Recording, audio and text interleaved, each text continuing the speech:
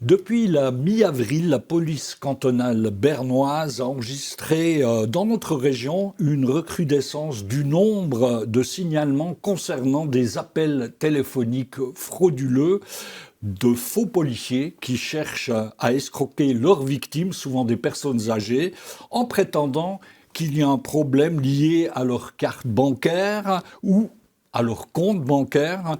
Ces arnaques visent, comme je viens de le dire, souvent des personnes âgées. Raymond Cossavella, chef de la police bilbienne, euh, comment expliquer cette recrudescence? Est-ce qu'elle a une raison particulière? Pas une raison particulière, c'est un phénomène qui vient toujours par vagues. On a de nombreux cas pendant une certaine période, après ça diminue et ça reprend 6 mois, 9 mois après avec le même procédé ou bien des procédés qui s'adaptent aussi à la réalité ou Ouais. bien à Alors la parlons réalité de du ces moment. procédés, si vous le voulez bien. Comment ces faux policiers, parce qu'il faut bien dire ce qui est, ils sont souvent civils avec des fausses cartes de police, comment ces faux policiers s'y prennent pour piéger leurs victimes? Alors comme vous l'avez dit auparavant, il s'adresse plutôt à des personnes âgées. Le procédé qui est le plus souvent adapté, c'est adopté et pas adapté, c'est qu'ils appellent ces personnes âgées, ils leur font croire qu'il y a eu des mouvements suspects sur Leur compte leur compte bancaire? bancaire et après, ils disent écoutez, il y a quelqu'un, un policier, un de mes collègues qui va passer chez vous, il faut qu'on prenne vos cartes, qu'on regarde exactement ce qui a passé. Deuxième personne qui arrive, parfois même pendant que l'appel a encore lieu, au domicile de la victime, dit je suis là, comme mon collègue l'a dit, donnez-moi vos cartes bancaires, quels sont vos codes PIN, et avec ces cartes, après, vont retirer immédiatement de l'argent dans les bancomates aux Ouais. alentours. Comment finalement se prémunir? Qu'est-ce que vous pouvez dire aux gens qui nous écoutent? Comment se prévenir? Donc encore une fois, surtout les personnes âgées auxquelles ces escrocs se prennent, bien entendu, profitant ou souhaitant profiter de leur faiblesse ou de leur méconnaissance du système bancaire ou bien des réseaux sociaux. Comment se prémunir contre ce genre d'appels frauduleux? C'est tout simple. La police, en principe, ou bien la police ne demandera jamais à une personne ses cartes bancaires, ne lui donnera jamais non plus de code PIN, ne lui demandera non plus jamais ses bijoux ou son argent pour le mettre en sécurité.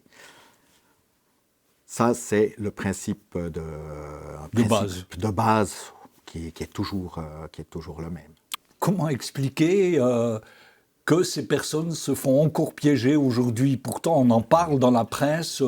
Vous-même, vous me l'avez dit, la police cantonale bernoise fait des campagnes de prévention. Comment expliquer qu'il y a encore des gens qui tombent dans le panneau? Souvent, comme vous l'avez dit avant, c'est les personnes qui ont un certain âge et puis les interlocuteurs les mettent sous pression. Parfois, ils leur parlent aussi d'incidents ou d'accidents avec des proches et puis où ils ont besoin d'argent pour les libérer. Ça, c'est encore un autre procédé. Ils sont très inventifs dans leur manière aussi d'aborder les gens, mais ce qui est aussi certain, c'est qu'ils mettent la pression. Souvent, c'est des personnes âgées qui sont seules, qui vivent seules et n'ont pas nécessairement non plus la force de raccrocher ou bien de dire qu'elle ne veut pas participer à ci Ouais. ou à ça. Il arrive aussi, d'après ce que j'ai compris, que les personnes sont même abordées dans la rue et que sous la pression ou d'un faux policier, il leur conseille d'aller à un bancomat et de retirer eux-mêmes ou l'argent avec la carte bancaire et le PIN code. C'est juste? Ça peut se passer comme ça aussi? C'est juste, ça peut aussi se passer comme ça. Il y a différentes manières de procéder. Vous l'avez dit vous-même, les personnes peuvent être abordées dans la rue. Il y a aussi encore un autre procédé. On dit écoutez, on est de la police, on a constaté qu'il y a des cambrioleurs dans la région. dans votre quartier. On aimerait bien voir chez vous s'ils ne sont pas venus, vérifier que vous ayez encore tout votre argent, tous vos bijoux et les cartes bancaires, qu'on accompagne la personne à l'intérieur de son appartement, puis qu'on lui dise encore à la fin, écoutez, on va mettre ça en sécurité pour vous, pas que les cambrioleurs puissent vous le prendre. Puis la personne souvent pense à la bonne foi de ses interlocuteurs, donne l'argent, donne les cartes, et il procède souvent aussi de cette Alors, manière. encore une fois, vous l'avez déjà dit, Raymond Cossavella, mais répétons-le, on ne le répétera jamais assez. Il faut faire preuve de prudence et il faut faire preuve de méfiance quand la police, quand un policier ou un banquier vous appelle. Quel est le meilleur procédé de réaction? C'est d'immédiatement, à ce moment-là, vous téléphonez à vous, c'est-à-dire au 117, ou de prendre contact avec la banque. Qu'est-ce que vous conseillez? Alors, le meilleur moyen, c'est de mettre un terme directement au téléphone et informer, Donc de raccrocher et d'informer la police. Ce qui arrive aussi, c'est qu'on demande la collaboration après des personnes qui seraient victimes d'une escroquerie pour qu'on puisse interpeller les auteurs, ce qui a été fait dans un cas ou l'autre ces derniers mois. Ouais. Parce que ça peut, malheureusement, les pertes peuvent être très conséquentes chez les victimes de ces escrocs. On parle dans notre région, d'après ce que j'ai lu dans la presse, de 5 cas où on parle de plusieurs milliers de francs, et même d'un cas où plusieurs dizaines de milliers de francs, c'est juste? Tout à fait, ça peut aller à des grandes sommes, comme vous l'avez évoqué, à plusieurs dizaines de milliers de francs, ou quelques milliers de francs, ça dépend toujours ce que la personne a aussi chez elle en matière d'argent liquide, en matière de bijoux. Et les auteurs n'hésitent pas à prendre tout ce qu'ils trouvent dans l'appartement avec eux.